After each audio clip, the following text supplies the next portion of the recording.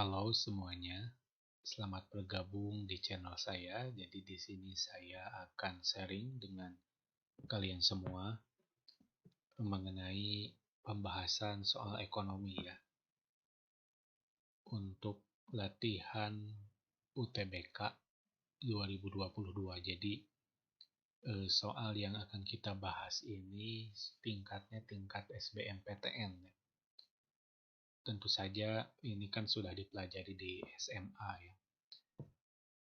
Nah, pada bagian ini saya akan lebih banyak menjelaskan mengenai soal ekonomi bagian mikroekonomi ya. Meskipun nanti kita akan ketemu beberapa butir soal makroekonomi, tapi di sini yang ingin saya fokuskan pada bagian ini adalah soal mikroekonomi.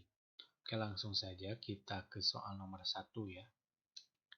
Nah, di sini diketahui permintaan produk jeruk di kota B itu ditunjukkan oleh persamaan Q sama dengan 100 min 5P. Dan penawarannya Q sama dengan minus 140 plus 10P. Harga dan jumlah keseimbangan pasar jeruk di kota B masing-masing adalah. Oke, jadi di sini kan diketahui ya, permintaan produknya persamaannya itu 100 min 5P, penawarannya minus 140 plus 10P. Yang ditanyakan itu harga dan jumlah keseimbangan pasar jeruk di kota B. Jadi ini menguji mengenai pemahaman kita akan keseimbangan pasar. Di sini sudah ada opsi-opsinya ya. Jadi kita bahas coba. Nah, soal ini menguji pemahaman mengenai analisis keseimbangan pasar. Apa itu keseimbangan pasar? Ya, atau apa itu market equilibrium? Ya? Jadi, keseimbangan pasar atau market equilibrium itu kondisi ketika terjadi keseimbangan antara jumlah produk atau jasa yang diminta maupun yang ditawarkan dalam harga tertentu. Jadi, kondisi ya, keseimbangan jumlah produk yang diminta maupun yang ditawarkan dalam harga tertentu. Jadi misalnya kalau aku tuh sebagai konsumen di sini yang meminta dan kamu misalkan sebagai produsen yang menawarkan, maka keseimbangan pasar itu terjadi ketika harga dan jumlah itu kita sepakati berada pada titik keseimbangan, berada pada titik yang sama. Ya, jumlahnya sama dalam harga tertentu. Nah, keseimbangan pasar secara matematis itu bisa dicari dengan menggunakan formula QD sama dengan QS, PD sama dengan PS. Ya. Jadi QD sama dengan QS itu kalau memang di soalnya itu kita ketahui fungsi QD ya, jadi fungsi yang berpengaruh terhadap QD dan fungsi QS, fungsi yang berpengaruh terhadap QS. Dan menggunakan formula PD sama dengan PS itu kalau memang di soalnya itu diketahui fungsi PD dan fungsi PS. Sebetulnya bisa diinverskan ya kan. Tapi fungsi apapun ya, apakah itu yang berpengaruh terhadap jumlah, apakah itu yang berpengaruh terhadap harga, itu bisa menggunakan formula masing-masing. Nah, jadi ketika kita menggunakan formula QD sama dengan QS ya, awalnya nanti kita akan menemukan price equilibrium. Jadi harga yang disepakati. Nah, cara mencari jumlahnya gimana dong? Nah, nanti bisa dimasukkan si harga itu ke salah satu fungsi. Begitu juga kalau kita menggunakan formula PD sama dengan PS, yang kita temukan di awal itu quantity equilibrium. Ya, jadi jumlah yang disepakati atau jumlah keseimbangan. Harganya gimana? Nah, itu bisa dimasukkan angka si quantity equilibrium ini ke salah satu fungsi. Oke. Di sini keterangannya ya, bahwa Q itu quantity atau kuantitas, P itu price atau harga, D itu demand atau permintaan, dan S itu supply atau penawaran. Oke, kita ke soal ya. Jadi diketahui QD itu 100-5 P, QS itu minus 140 plus 10 P. Harga dan jumlah keseimbangannya berapa?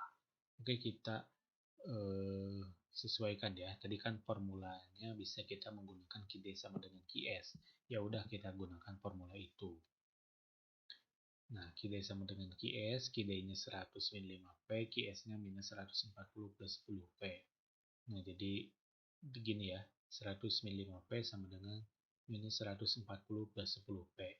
Nah, lalu gimana setelah ini? Kan ada ya mekanisme pindah ruas. Sebetulnya kan bukan pindah ruas ya, kalau matematika tuh kan nggak ngomong pindah ruas, tapi bagaimana supaya masing-masing ruas itu berkumpul ya. Jadi konstanta dengan konstanta, eh, variabel dengan variabel. Nah, jadi di sini kan 100 min 5P ya. Bagaimana 100 ini bisa dijumlah dengan yang 140 dan bagaimana yang 10P ini bisa dijumlah dengan yang 5P. Nah, tapi gak apa-apa kalau memang eh, disebutnya pindah ruas karena umumnya kita mengenal itu pindah ruas. Itu hanya sekedar pengetahuan saja ya. Nah, 100 plus 140 itu kan jadi dari sisi kanan yang minus 140 itu pindah ke sisi kiri. Ya, jadi kan positif. Nah, yang minus 5P pindah ke sisi kanan itu jadi positif. Nah, maka kita jumlah 100 plus 140 kan 240 ya. Dan 10P ditambah 5P itu 15P. Nah, jadi berapa P-nya? P-nya itu bisa kita temukan dengan cara membagi kedua ruas dengan 15. Karena nantinya kan kalau dibagi 15, P-nya akan jadi 1.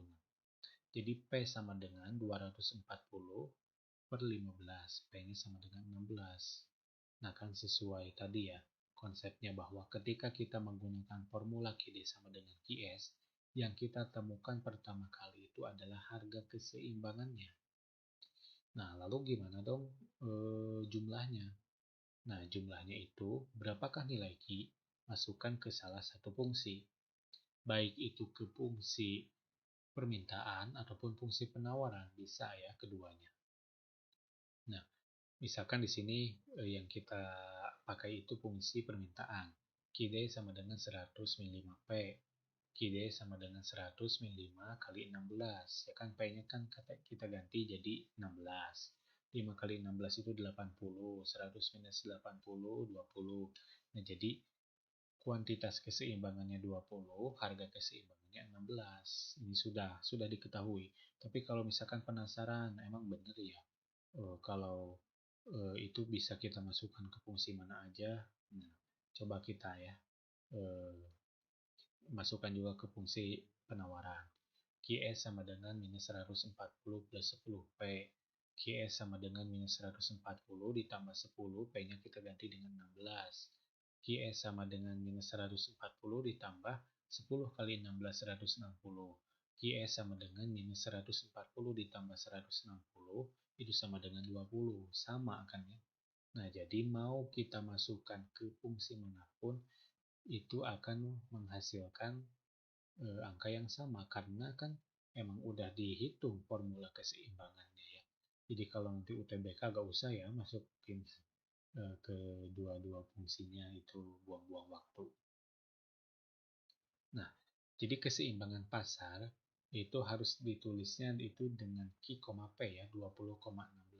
Jumlahnya 20, harganya 16, atau pada opsi C itu bisa dilihat soal yang nomor 1.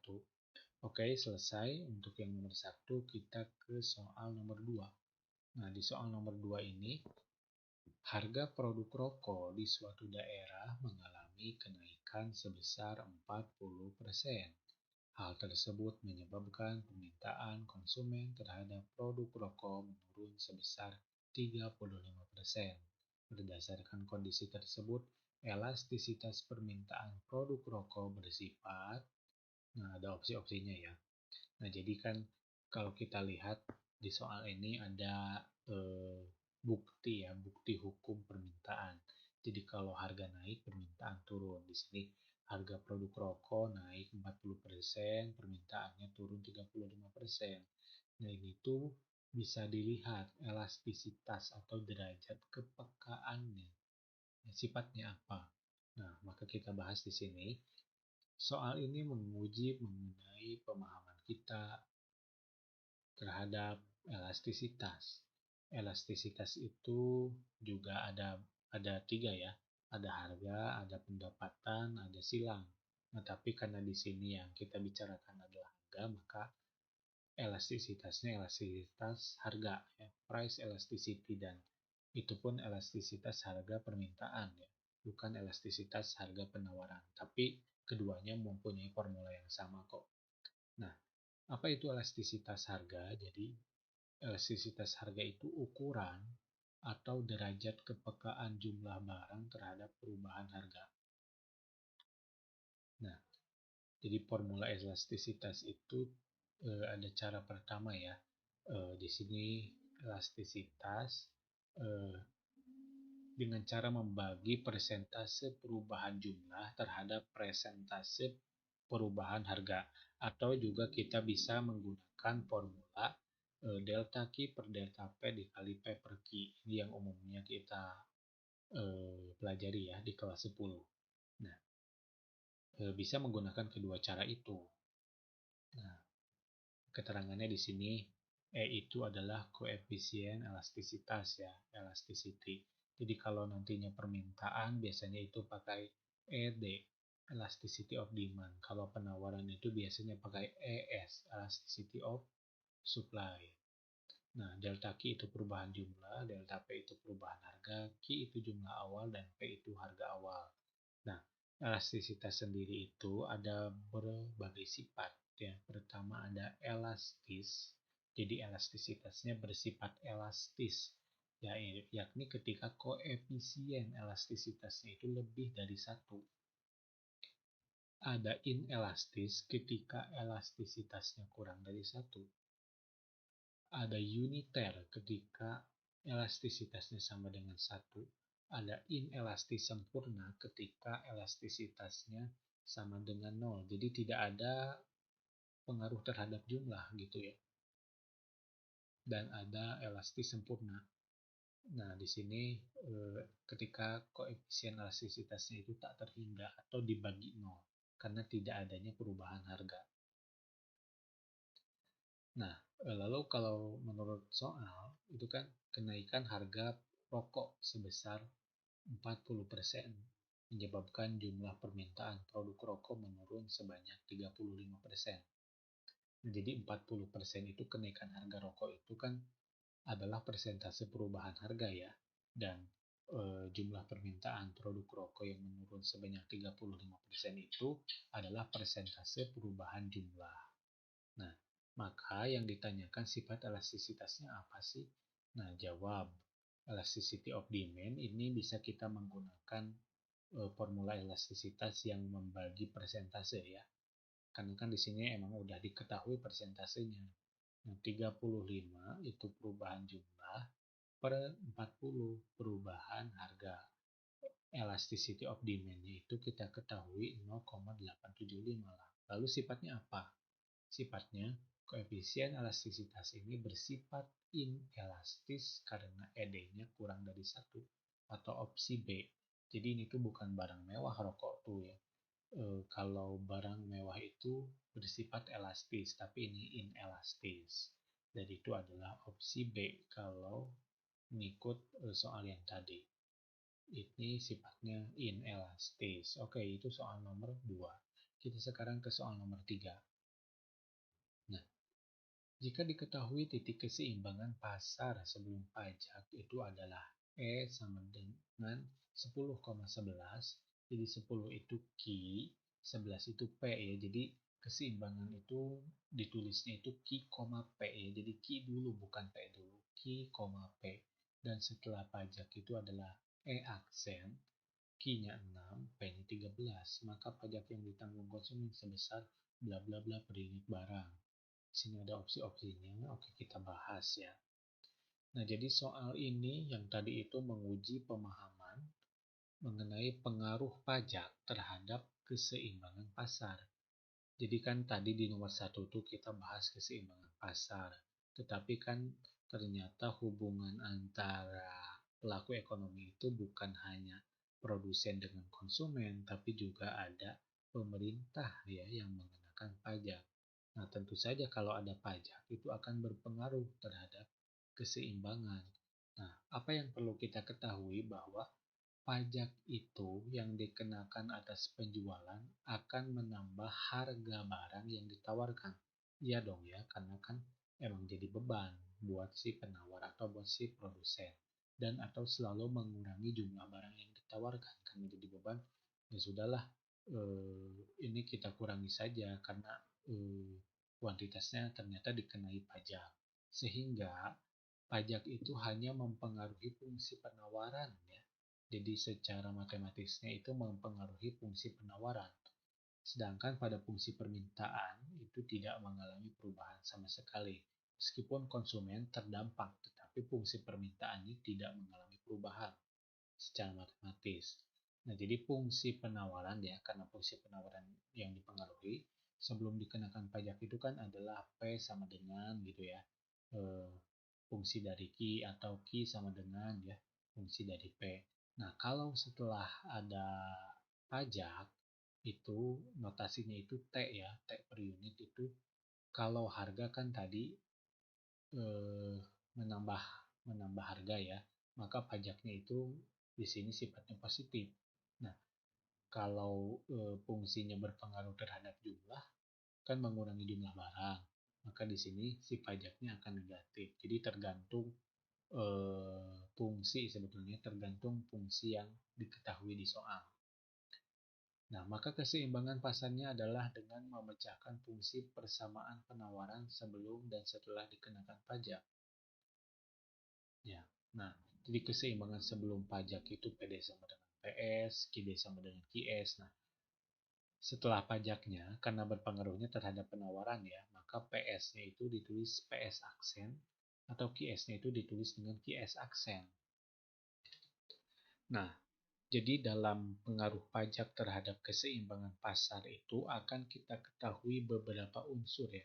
Pertama, total pajak yang diterima pemerintah itu berapa, total pajak yang ditanggung produsen itu berapa, dan total pajak yang ditanggung oleh konsumen itu berapa. Jadi total pajak yang diterima pemerintah itu ya total pajak dari government ini dihitung dengan menjumlahkan total pajak produsen ditambah total pajak konsumen atau pajaknya itu dikali dengan key aksen atau kuantitas setelah terjadinya pajak, setelah keseimbangan pajak.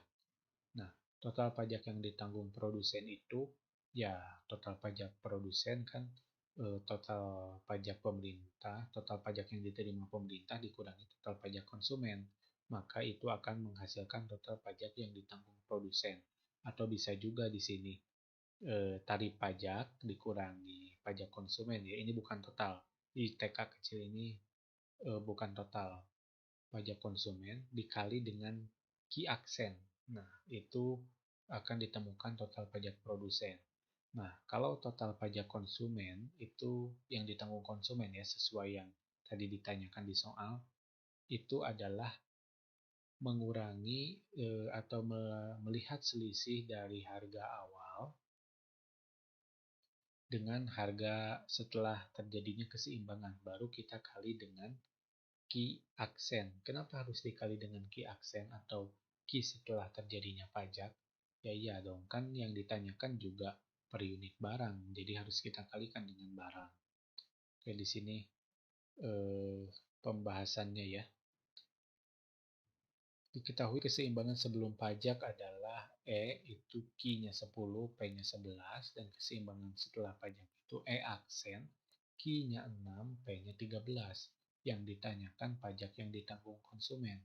Jawab, pajak yang ditanggung konsumen atau TK itu kan bisa kita lihat selisih dari harga setelah keseimbangan pajak dengan harga keseimbangan sebelum pajak. Jadi kan P-nya berapa? Nah, lihat kan di sini ya. P-nya kan di sini yang setelah ada pajak itu 13. Yang sebelum ada pajak 11 kali Ki aksen. Jadi Ki aksen itu Ki setelah terjadinya pajak. Berapa? 6 ya. 6. Nah, maka 13 min 11 itu 2 kali 6 itu 12. Jadi ini opsinya opsi D. Jawabannya total pajak yang ditanggung konsumen per unit barangnya itu adalah 12. Oke, itu nomor 3. Sekarang kita ke nomor 4. Nah, jadi nomor 4 ini diambil dari soal SBMPTN tahun 2018. Ya, peran yang dimainkan para pelaku ekonomi antara lain sebagai pengguna faktor produksi, pemilik faktor produksi, penghasil barang dan jasa, pengguna barang dan jasa, dan penyedia faktor produksi. Peran yang dapat dimainkan oleh rumah tangga konsumen adalah, nah ini tuh konsep ilmu ekonomi ya di kelas 10 awal banget ini. Jadi terkait dengan peran pelaku ekonomi dalam kegiatan ekonomi. Nah, soal ini menguji pemahaman mengenai peran pelaku ekonomi dalam kegiatan ekonomi yang digambarkan itu dalam diagram arus lingkar ekonomi ya. Jadi harus mengerti banget tentang diagram arus lingkar ekonomi atau circular flow diagram. Jadi dalam circular flow diagram itu eh, terdapat beberapa pelaku ekonomi ya. Salah satunya adalah rumah tangga produsen atau RTP dan rumah tangga konsumen atau RTK yang digambarkan dalam diagram arus lingkar ekonomi dua sektor. Kan ada 3 sektor, ada 4 sektor. 3 sektor itu kan kalau udah memasukkan pemerintah, dan 4 sektor itu kalau udah memasukkan rumah tangga luar negeri. Nah, yang ditanyakan di sini kan peran yang dapat dimainkan rumah tangga konsumen. Oke, kita bahas di sini yang 2 sektornya. Kan ada rumah tangga konsumen, ada rumah tangga produsen ya.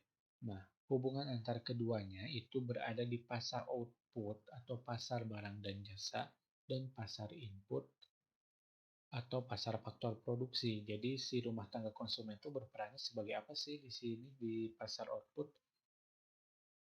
Perbelanjaan. Jadi membeli barang dan jasa dong ya. Mengeluarkan uang untuk membeli barang dan jasa dan barang dan jasanya itu disalurkan ke rumah tangga konsumen untuk digunakan. Nah, kalau di pasar input, di pasar faktor produksi, rumah tangga konsumen itu kan yang punya faktor produksi, yang punya tanah, tenaga kerja, modal, dan kewirausahaan. Mereka itu sebagai pemilik ya. Oleh sebab itu nantinya digunakan oleh perusahaan untuk memproduksi barang. Sehingga si rumah tangga konsumen itu akan menghasilkan pendapatan dari menyalurkan faktor-faktor produksinya. Oke, di soal kita lihat ya. Peran rumah tangga konsumen. A. Pengguna faktor produksi. Bukan. Pengguna faktor produksi itu produsen ya.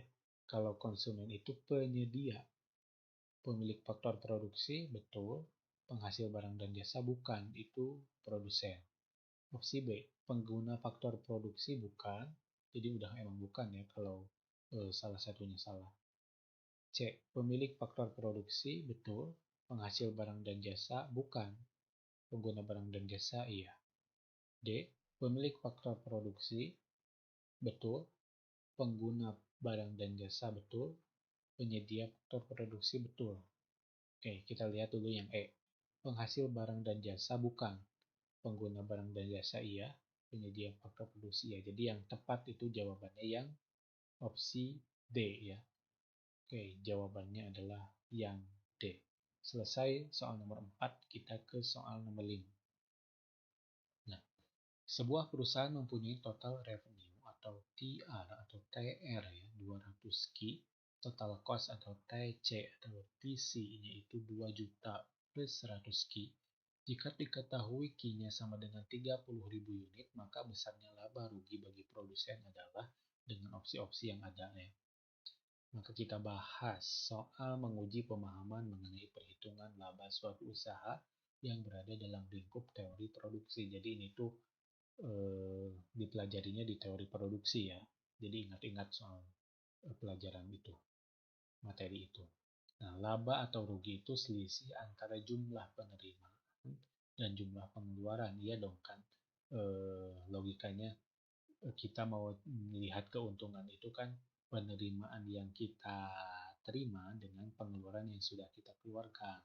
Nah, apakah kurang atau lebih? Nah, itu kan atau sama gitu kan. Nah, itu kan nantinya ada posisi laba, posisi rugi, atau posisi berimbang. Nah, untuk menghitung laba atau rugi, maka digunakan laba atau rugi itu TR min TC ya, total revenue atau total penerimaan min TC, total cost atau total biaya. Maka jika diketahui TR-nya itu kan 200 Ki, TC-nya itu 2 juta plus 100 Ki dan Ki-nya 30.000, maka TR min TC eh, TR. TR-nya itu kan kita masukkan yang Ki ini misalkan 30.000 ya. 200 kali 30.000 itu 6 juta. TC-nya berapa? TC-nya 2 juta ditambah 100 kali 30.000. Kan Ki-nya diketahui ya. Nah, jadi 100 kali 30.000 3 juta. Jadi 2 juta tambah 3 juta 5 juta. Nah, maka laba atau ruginya itu 6 juta min 5 juta sama dengan 1 juta. Jadi positif ya angkanya. Nah, maka itu disebut dengan laba. Jadi labanya itu 1 juta rupiah. Ya, opsi yang A ya. Oke, yang nomor 5 itu opsinya yang A. Oke, itu cukup nomor 5. Oh, sebentar. Kalau Q-nya itu nggak diketahui ya, itu kita nggak bisa menyatakan laba atau rugi. Yang bisa kita ketahui itu ya fungsi TR dan TC-nya aja kalau Q-nya nggak diketahui. Nah, soal nomor 6 ini diambil dari soal SBMPTN tahun 2019. Pada tahun 2017 diketahui indeks harga sebesar 100% dan pada tahun 2018 indeks harga sebesar 130%. Laju inflasi tahun 2018 sebesar, oh ini makro ya, dengan opsi-opsi yang ada. Kita bahas di sini. Soal ini menguji pemahaman mengenai inflasi yang dihitung dari nilai indeks harga. Oke, apa itu inflasi? Jadi inflasi itu kenaikan harga secara umum dan terus-menerus dalam jangka waktu tertentu ya. Nah, lalu indeks harga itu apa? Di sini misalkan indeks harga itu konsumen ya.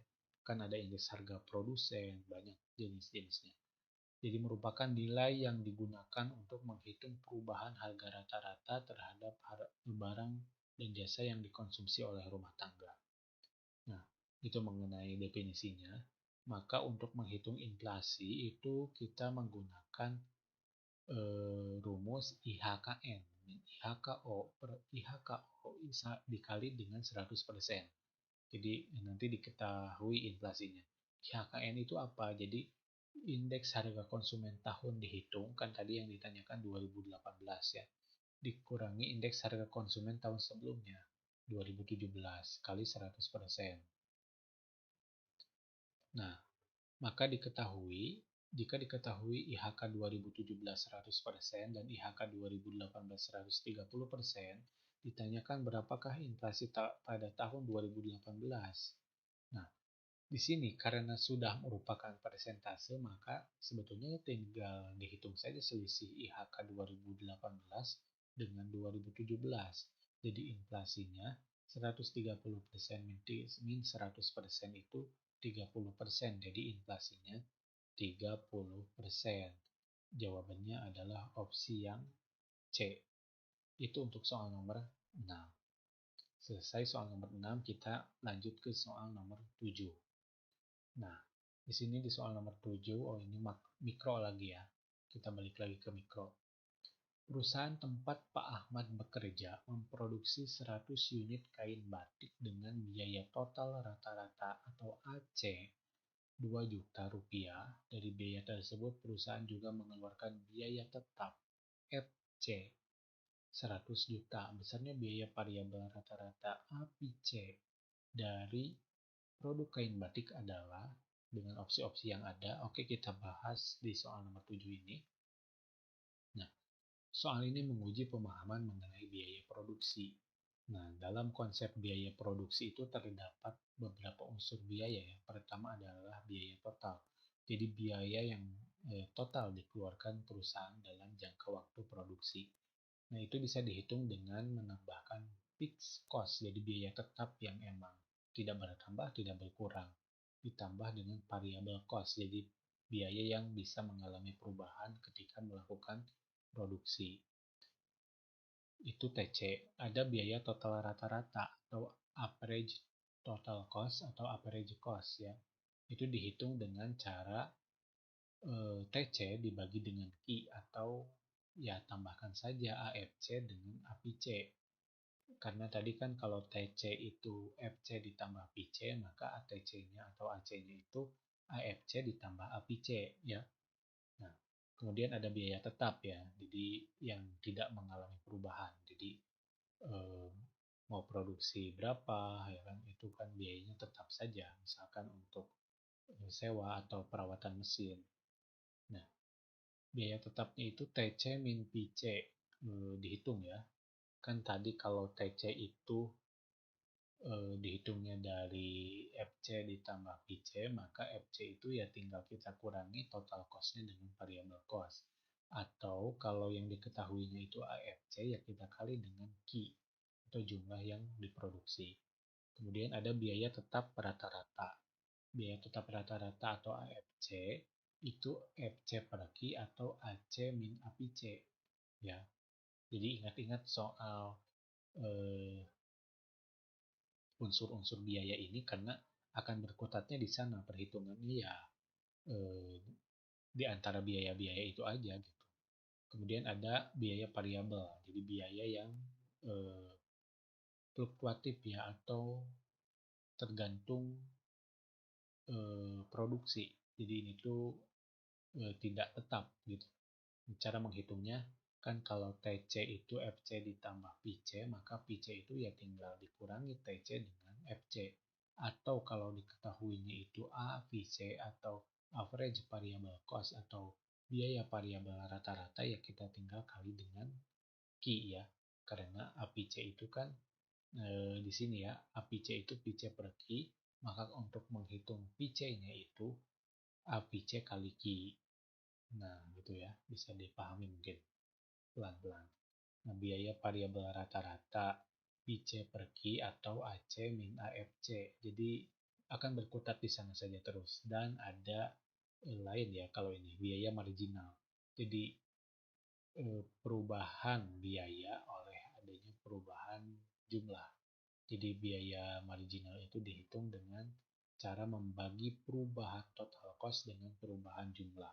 Delta TC per delta Q itu konsep sekilas lah mengenai biaya produksi.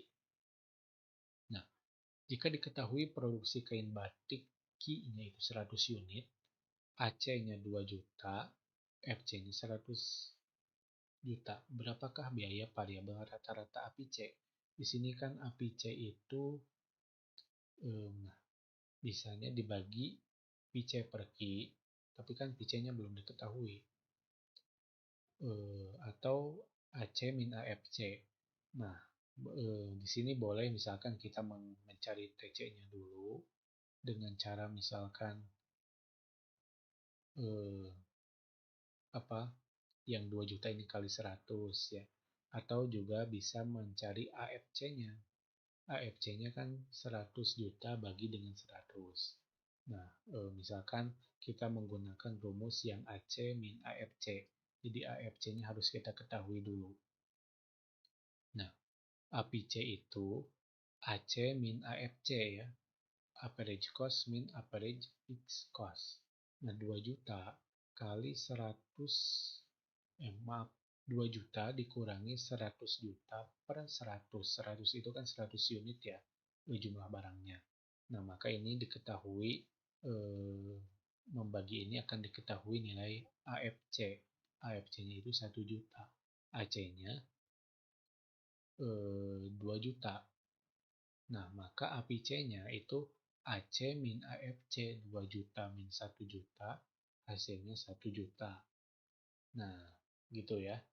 Jadi, nilai APC-nya atau biaya variabel rata-ratanya adalah 1 juta atau opsi A. Nah, kalau kita lihat daftar opsinya tadi di soal nomor 7. Oke, itu selesai soal nomor 7, kita ke soal nomor 8.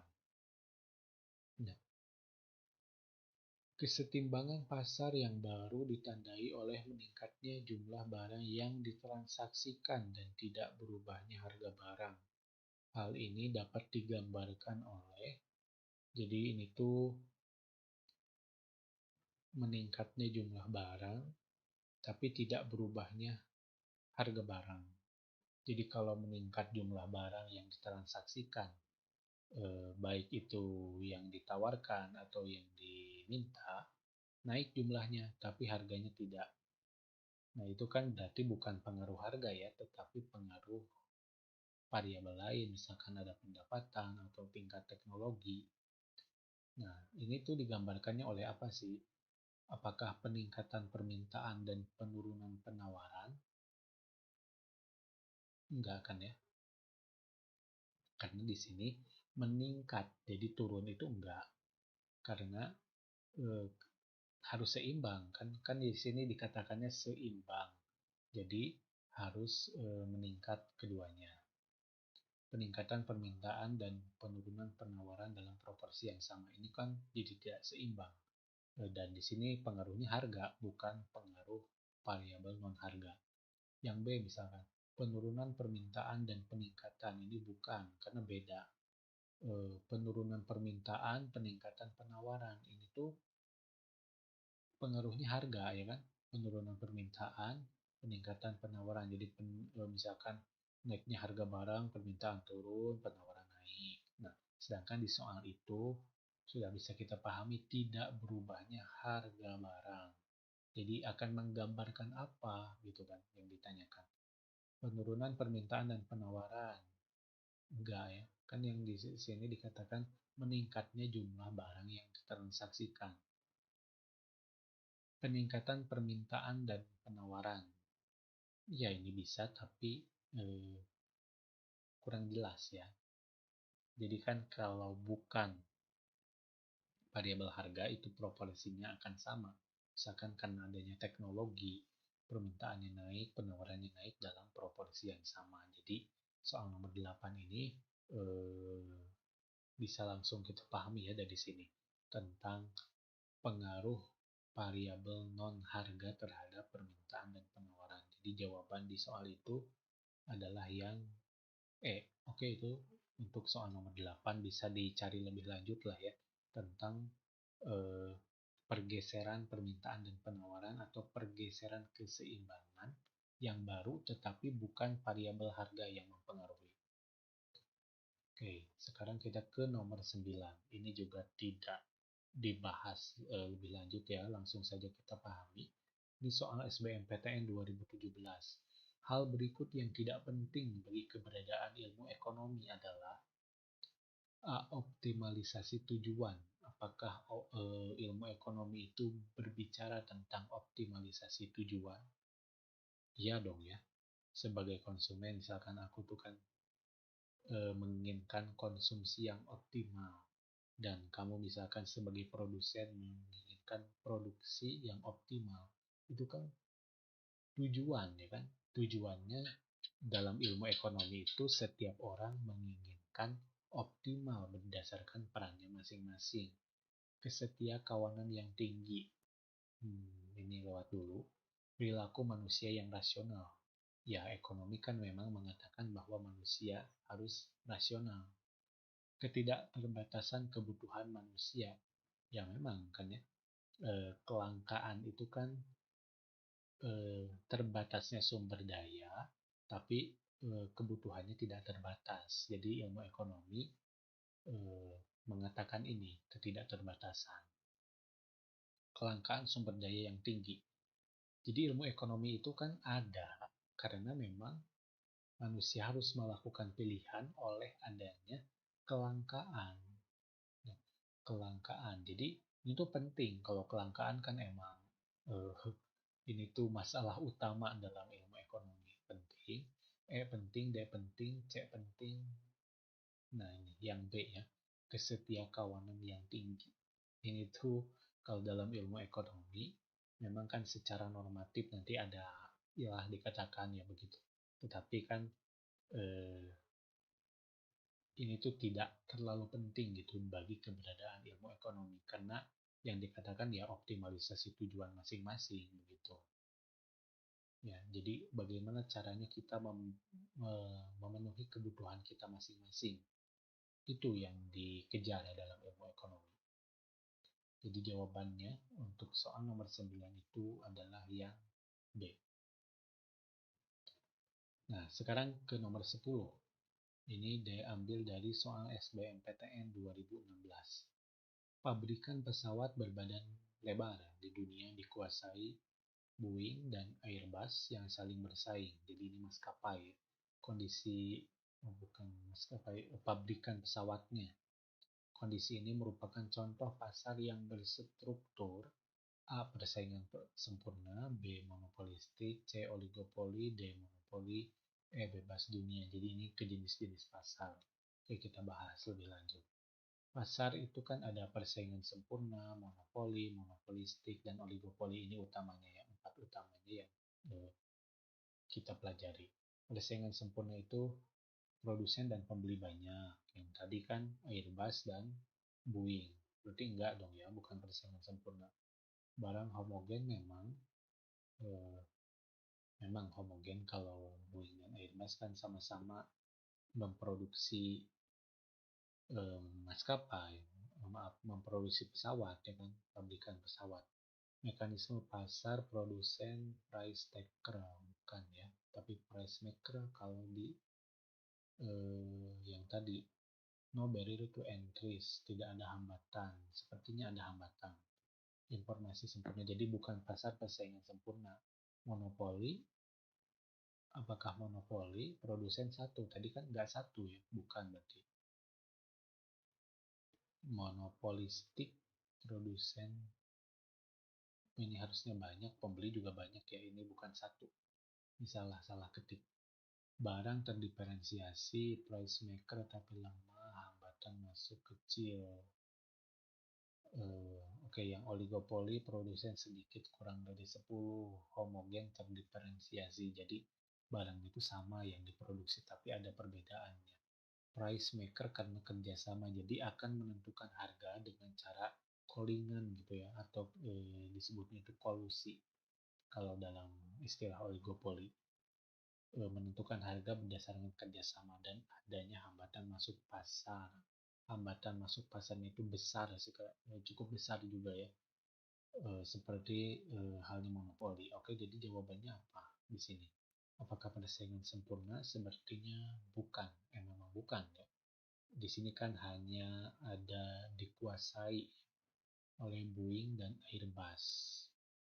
Jadi pangsa pasarnya, meskipun misalkan katakanlah pabrikan pesawat ini bukan hanya Boeing dan Airbus, tapi pangsa pasarnya, penguasaan pasarnya itu dikuasai oleh dua ini. Dan itu tuh ciri-ciri oligopoli, ya kan? Monopolistik, ini tuh banyak produsennya, kayak sampo lah ya, kan banyak itu produk sampo. Oligopoli, ya ini oligopoli. Kalau monopoli bukan, karena hanya satu produsen. Bebas dunia bukan, jadi jawabannya adalah yang C. Nah, oligopoli.